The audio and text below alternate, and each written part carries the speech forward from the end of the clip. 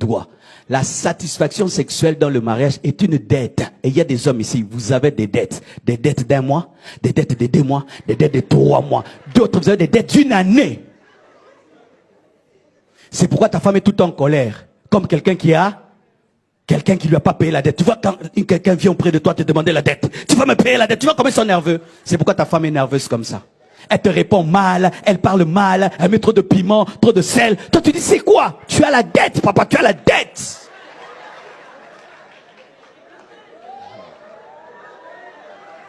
Donnez-moi la main. Souvent, nous, les hommes, nous parlons. Comment ça? Mais les femmes, surtout en Afrique, en Europe, elles parlent. Mais en Afrique, surtout à l'église, une femme insatisfaite a peur de dire à son mari, je ne suis pas satisfaite.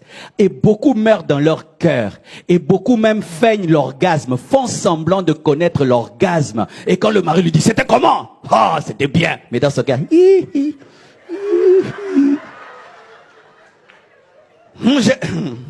Maintenant, pour que tu ne te sentes pas blessé, frustré, elle te ment. Et non, tu es vraiment un mari. Mais un mari qui finit après 2 minutes. Car beaucoup d'hommes, vous avez des problèmes d'éjaculation précoce. Mais les femmes ne disent pas. Elle peut être mariée, ça fait 3 ans, 4 ans. Elle n'est jamais arrivée, elle ne le dira pas. C'est pourquoi l'église, les pasteurs, nous parlons trop aux femmes, nous ne parlons pas beaucoup aux hommes de ces choses-là. Alors que c'est l'un des plus grands problèmes dans les couples. C'est ce problème-là. C'est ce problème-là. C'est pas un problème de démons. C'est un problème d'arrivée. Tu prends le bus, hein, tu n'arrives pas, le pneu est crevé. Plus d'essence, hein, tu n'arrives pas à l'arrêt, mais tu as payé. Tu t'imagines dans quelle situation tu te retrouves?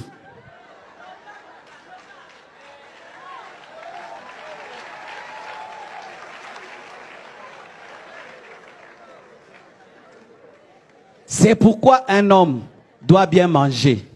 Papa, il faut manger. Et bien manger. Et savoir quoi manger. Et il faut faire du sport. Et si tu as un problème dans ce domaine-là, aie l'humilité de voir un autre homme lui dire tu fais comment. Et voir même des médecins. Et vous les garçons, chaste, converti à l'âge de 10 ans, marié à l'âge de 30 ans,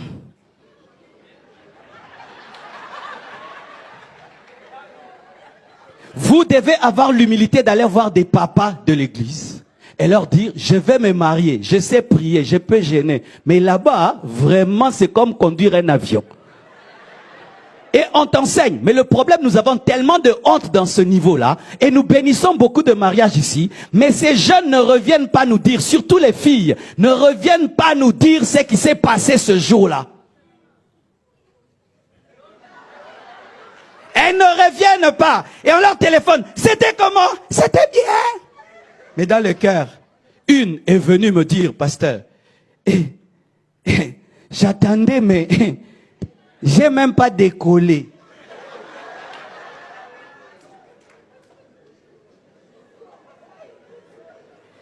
Un homme doit donner ça à la femme. Un homme doit donner ça. Si tu ne donnes pas ça, tu as une dette. Plus qu'une dette d'1 million de dollars. C'est pourquoi ta femme est en colère, elle te répond mal, et tout. Mais comme c'est une Africaine, elle ne peut pas te dire parce qu'elle ne veut pas te blesser. Elle te répond, et toi tu commences, j'ai maintenant ma femme, les démons attaquent ma femme, ma femme vraiment est très attaquée. C'est toi l'attaque, tu l'attaques. Et maintenant quand tu viens vers elle, elle ne veut pas. Oh, ma femme ne veut plus. Mais parce que, même si elle veut, tu feras rien.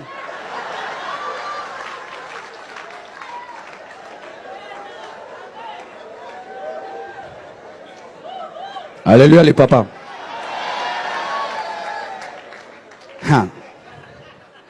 Un homme peut te parler de tout. De son business qui ne marche pas. Il peut te parler de tout. Des affaires qui ne marchent pas. Mais venir te dire qu'il n'arrive pas à être un homme avec sa femme. Ah, les hommes ne le font pas. Et les hommes dans leur orgueil, ils meurent en secret. Ils meurent en secret.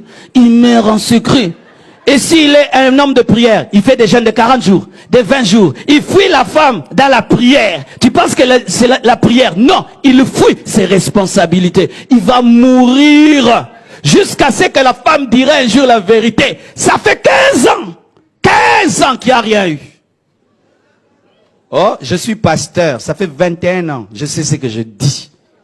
Je sais ce que je touche.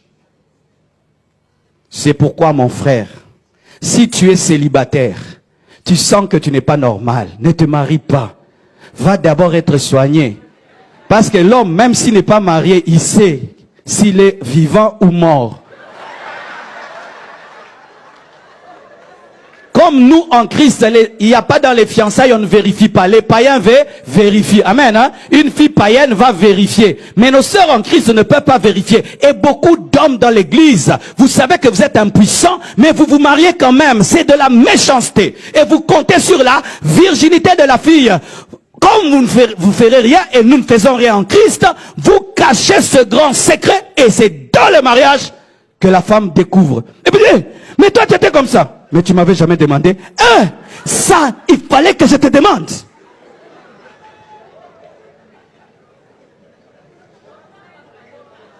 Non, c'est la vie de prière qui m'a paralysé.